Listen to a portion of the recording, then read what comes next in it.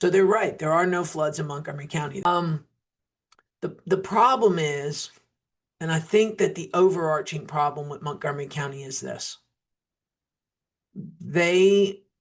I could be funny and say they're flood deniers, but they say there are no floods. And the reason they say there's no floods is because in Montgomery County, they're right, there are no floods. What happens is the way the counties are constructed and the water flow is constructed, that water is sent downstream into Lake Houston and it floods Lake Houston.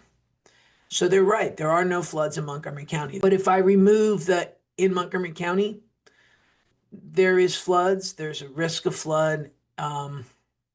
Every large weather event that brings large amounts of rain with it because of the lake have a problem. Now, if I come back to my little neighborhood, my neighborhood has a little bit different problem because I have a tributary to Lake Houston that runs through my neighborhood that the drainage for the neighborhood was built into. And we've received a lot of funding from Washington to help offset the cost of making that ditch wider and being able to put it in Lake Houston. So that ditch goes down to Lake Houston. It has some structures in it that I think people would like to see taken out. And there's some bridges that were put with some obstructions that are not allowing the water to flow as freely as it needs to flow. So there's, to bring it up to speed, I mean, it was built back in the 80s. To bring it up to speed, I agree that it needs to have this improvement and this improvement situation gone on it, and it's going to need ongoing maintenance for sure.